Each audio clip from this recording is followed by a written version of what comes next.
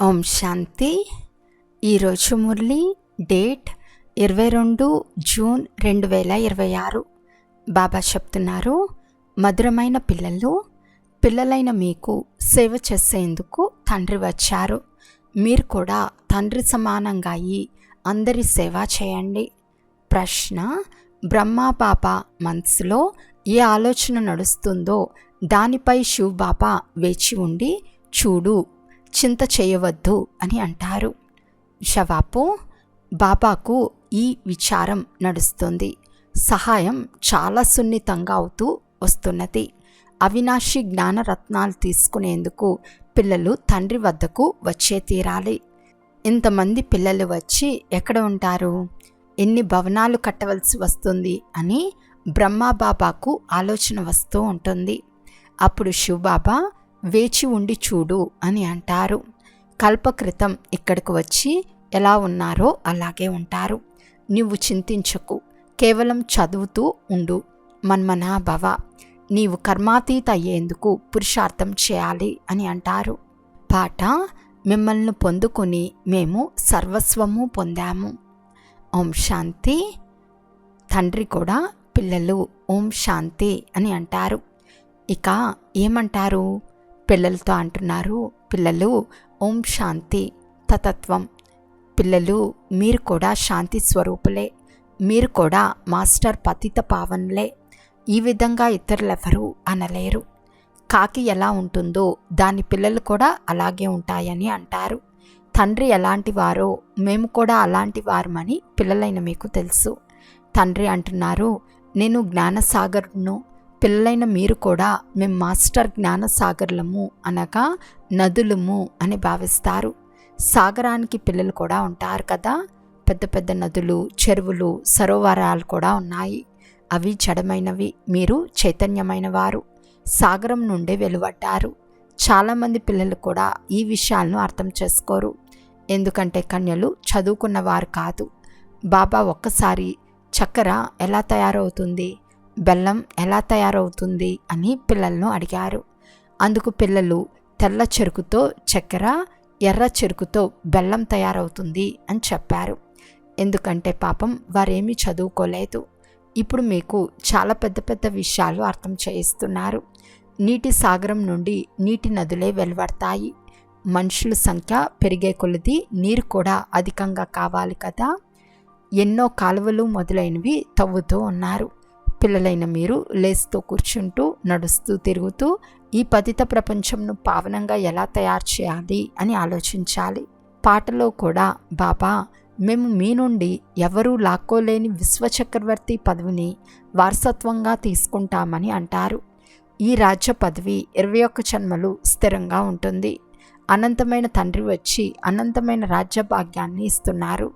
రాజ్యపాలన చేసేందుకు అర్హులుగా అవుతారు, పవిత్రంగా అవుతారు. ఓ పతిత పావన రండి అని పిలుస్తారు కూడా. కృష్ణుణ్ణి ఇలా పిలవరు, నిరాకార భగవంతుణ్ణి పిలుస్తారు. ఓ పతిత పావన అన్నప్పుడు కృష్ణుడు గుర్తుకు రాడు, పరమాత్మ గుర్తుకు వస్తాడు. తండ్రి వచ్చి ప్రతి విషయాన్ని అర్థం చేయిస్తున్నారు. ఇప్పుడు పిల్లలైన మీరు సన్ముఖంలో కూర్చుని ఉన్నారు. ఇతను ఏ సాధు సత్పురుషుడేమీ కాదు. నిరాకార శివబాబా ఈ బ్రహ్మ శరీరంలో ప్రవేశించి మనల్ని చదివిస్తున్నారు అని మీకు తెలుసు. పరంపిత పరమాత్మ బ్రహ్మ శరీరం ద్వారా ఆది సనాతన దేవీ దేవతా ధర్మాన్ని స్థాపన చేస్తారని గాయనం కూడా ఉంది. స్థాపన తర్వాతనే వినాశనం జరిగింది.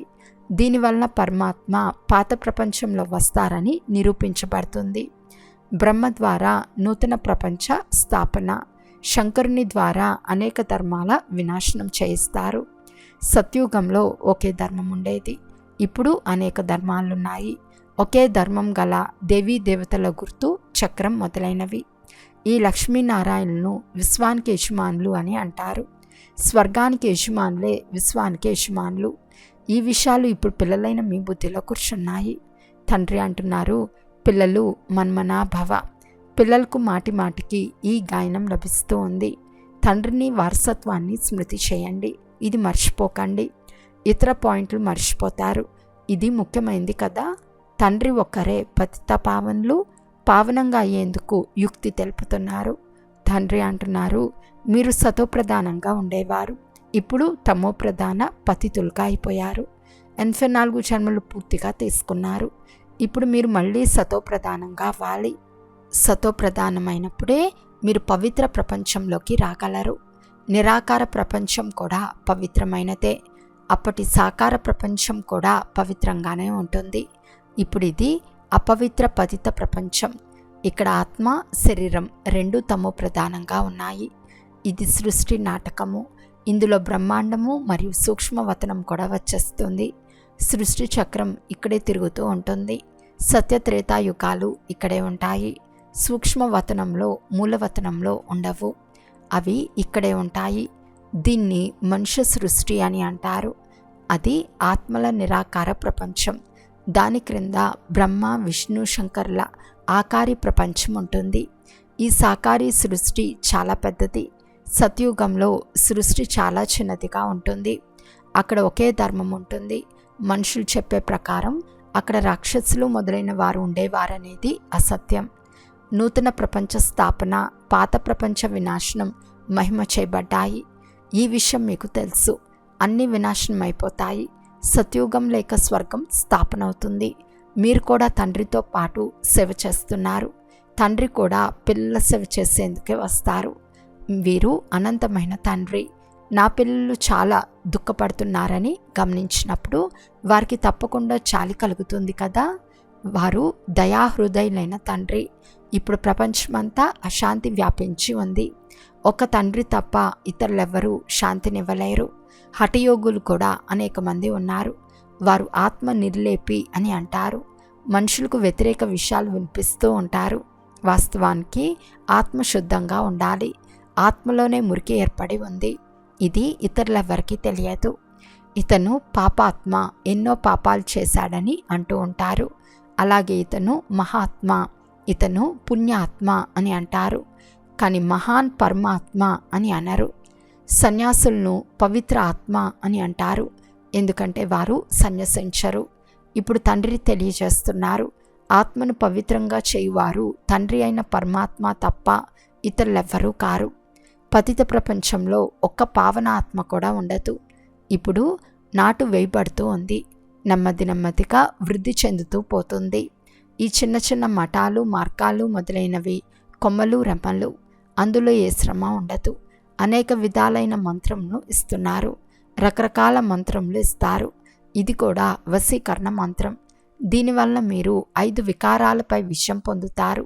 రామా రామ అంటూ మంత్రం జపిస్తారు. దీనివల్ల ఏ లాభము లేదు.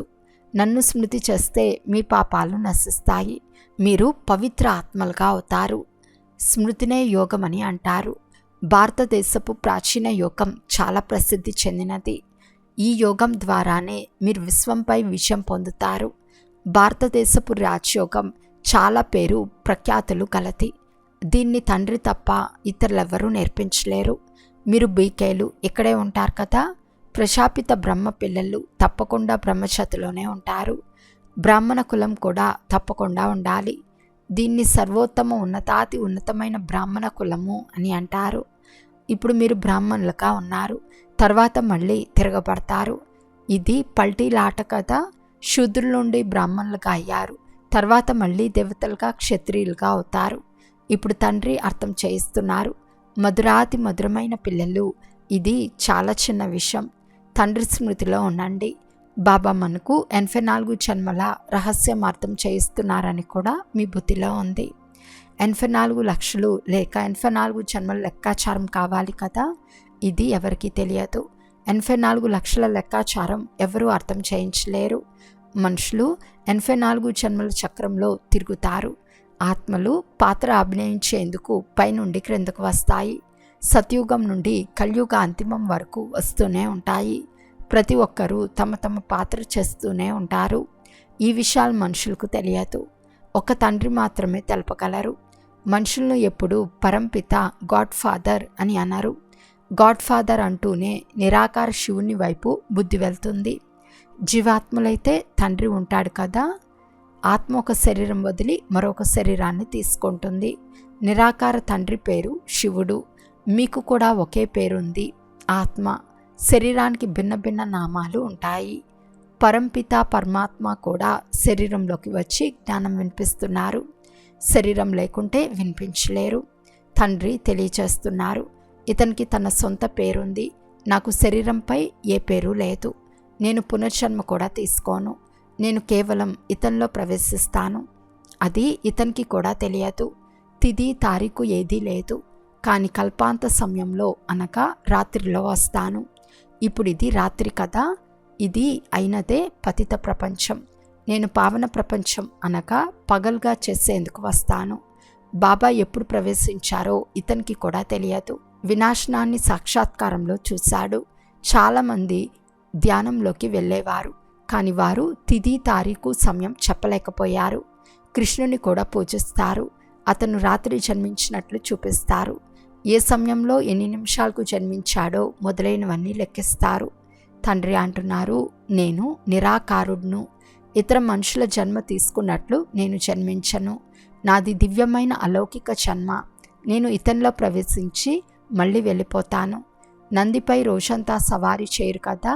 నన్ను ఏ సమయంలో పిల్లలు గుర్తు చేసుకుంటారో అప్పుడు నేను హాజరవుతాను.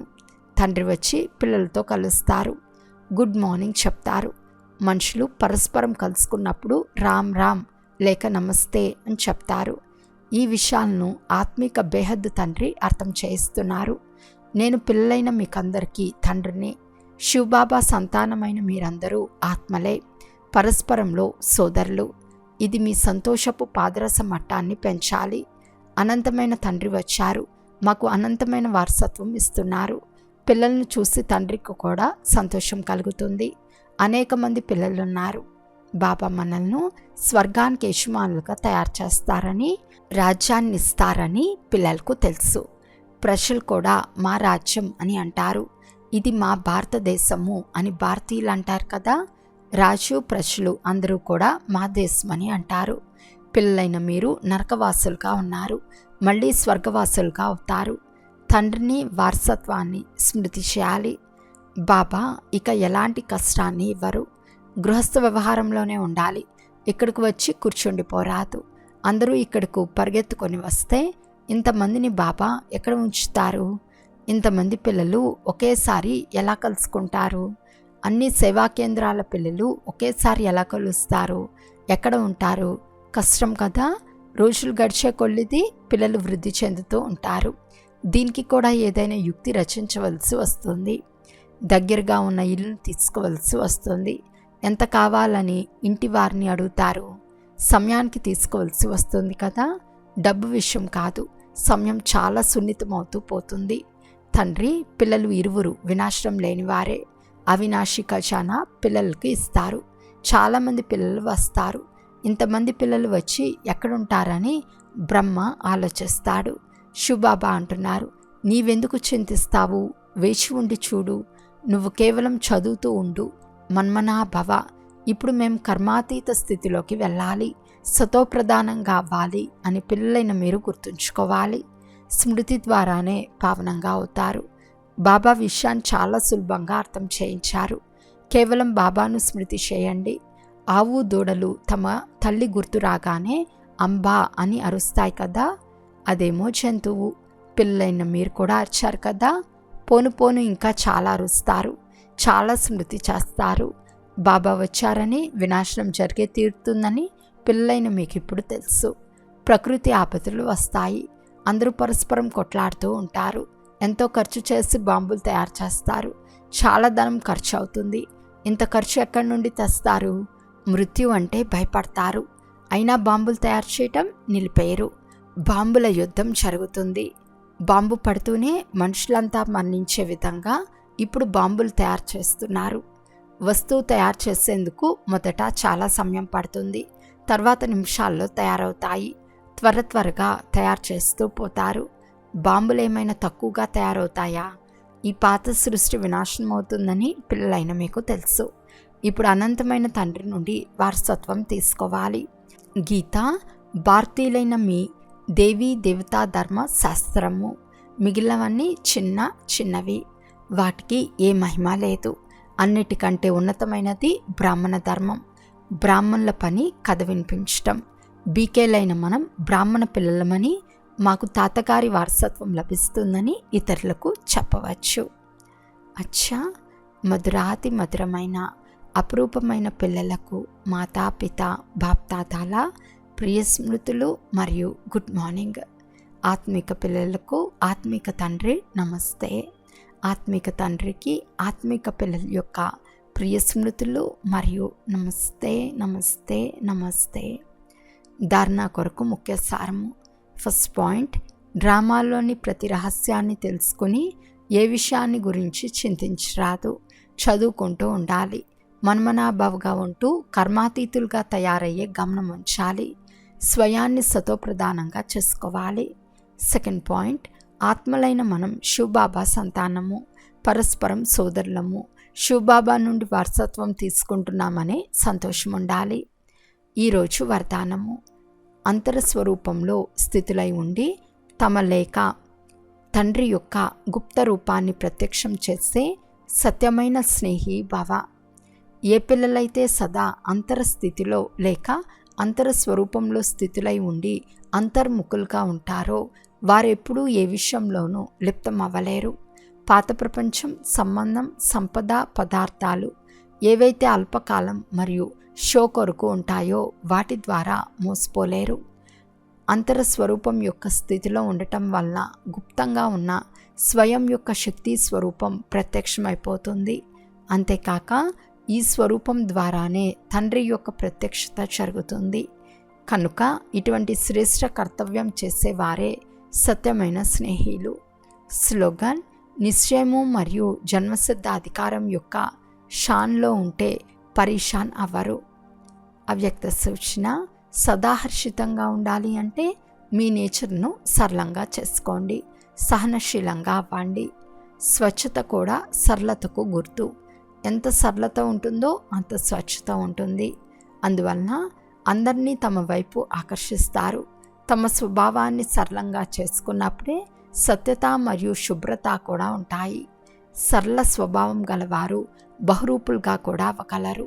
ఇటువంటి సరళ స్వభావులు సదాహర్షితంగా ఉంటారు, అందరినీ ఆకర్షిస్తారు. అచ్చా, ఓం శాంతి.